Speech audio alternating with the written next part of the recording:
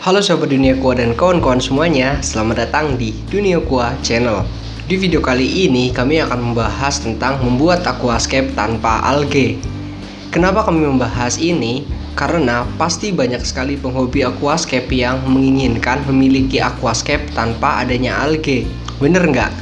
Pasti kawan-kawan yang sedang menonton video ini juga memiliki keinginan yang sama kan? Menginginkan aquascape tanpa adanya algae. Tapi pertanyaannya, emang bisa aquascape tumbuh atau kita rawat tanpa adanya algae? So, sebelum kita membahasnya lebih lanjut, yuk kawan-kawan follow dulu Instagram kami di @duniaqua dan di @terditya. Di situ kawan-kawan bisa mention ke kami atau bisa DM ke kami tentang topik-topik menarik yang bisa kita bahas.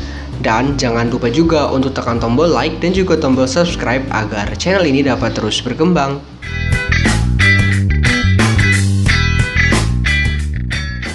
Membuat aquascape tanpa algae, emang bisa? Langsung aja kami jawab ya dengan lugas. Jawabannya pasti nggak bisa. Jadi kalau kawan-kawan punya cita-cita untuk memiliki aquascape atau untuk merawat aquascape dengan tanpa ada alga, itu adalah mimpi belaka ya. Karena aquascape tanpa algae itu tidak mungkin, dan algae itu merupakan satu kesatuan yang tidak bisa dipisahkan lagi dari aquascape. Tetapi beda cerita kalau alga di dalam aquascape kita itu tumbuh terlalu banyak atau terjadi blooming algae. Karena blooming algae ini tentunya akan sangat menyebalkan ya, dan dapat mengganggu estetika dan juga kesehatan dari ekosistem aquascape. Dari segi estetika, blooming algae itu pasti akan membuat aquascape kita menjadi kotor ya, baik dari tanknya yang kotor, dasar aquascape-nya yang kotor, dan juga tentunya landscape dari aquascape kita itu bisa tidak terlihat dengan jelas. Kemudian dari segi kesehatan, blooming algae ini juga dapat membuat aquascape kita menjadi kalah tumbuh dibandingkan dengan adanya algae. Efek buruknya yaitu akan terjadi kematian pada tanaman kita.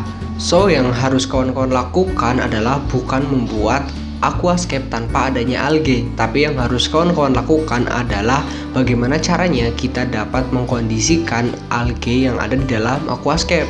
Karena jika kita menginginkan pertumbuhan aquascape tanpa adanya algae, itu tidak mungkin. Tetapi jika kita mengkondisikan algae, itu tetap bisa dilakukan. Cara-cara yang bisa kita lakukan untuk mengendalikan algae itu bisa kita bagi menjadi dua bagian ya, yaitu cara pada saat kita melakukan setting dan cara merawat dari aquascape itu sendiri. Pada saat setting, yang harus kawan-kawan lakukan untuk mengendalikan algae yaitu dengan cara mengkondisikan alat dan bahan yang kita gunakan itu dalam keadaan bersih atau steril. Misalnya selang filter yang kita gunakan harus kita bersihkan dahulu sebelum kita masukkan ke dalam aquascape. Kemudian hardscape dan substrat yang kita gunakan juga harus dipastikan benar-benar bersih dan tidak terkontaminasi oleh jamur ataupun bakteri. Serta tank yang kita gunakan juga harus benar-benar bersih, jangan sampai masih terkontaminasi kotoran ataupun masih adanya sisa-sisa lem dari penyambungan-penyambungan sela-sela akuarium. Selain itu, kawan-kawan juga harus menggunakan filter yang mumpuni, baik dari segi kapasitasnya maupun media filtrasinya. Media filtrasi yang digunakan juga harus lengkap ya, yaitu media filtrasi mekanik, media filtrasi kimia, dan juga media filtrasi biologi. Penggunaan bakteri starter dan rumah bakteri juga sangat dibutuhkan agar bakteri yang ada di dalam aquascape kita, khususnya bakteri baik, itu dapat bertumbuh dengan optimal. Adanya bakteri baik yang tumbuh dengan optimal tentunya akan mempercepat adanya siklus di dalam aquascape kita, sehingga kotoran-kotoran yang tidak terpakai, zat-zat yang tidak terpakai itu bisa terurai dan tidak menyebabkan adanya blooming algae. Kemudian setelah kita melakukan berbagai hal pada saat kita setting, kita juga harus merawatnya dengan baik. Pada saat perawatan, kawan-kawan harus rajin melakukan water change atau mengganti air. Water change bisa dilakukan setidaknya 1 kali dalam 1 minggu dengan jumlah pergantian maksimal 50% dari total air.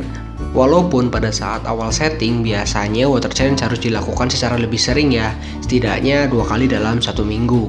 Selain water change, kawan-kawan juga harus melakukan sipon untuk membersihkan kotoran-kotoran yang ada di dasar aquascape, baik itu sisa pakan ikan ataupun feses-feses dari fauna yang ada di dalam aquascape. Kemudian yang tidak kalah penting, kawan-kawan harus benar-benar mengoptimalkan intensitas cahaya yang digunakan.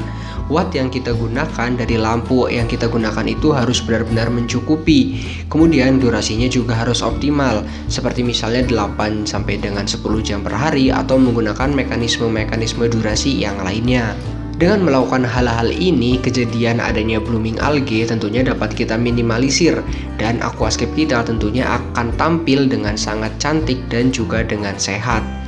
Karena tidak terjadi gangguan-gangguan seperti adanya blooming algae. Mungkin seperti itu dulu ya video yang bisa kami sampaikan. Semoga video ini dapat bermanfaat untuk kawan-kawan semuanya dan tentunya dapat meningkatkan kecintaan kita terhadap aquascape. Terima kasih telah menonton video ini sampai akhir. Jangan lupa untuk tekan tombol like dan juga tombol subscribe agar channel ini dapat terus berkembang. Dan sampai jumpa di video selanjutnya.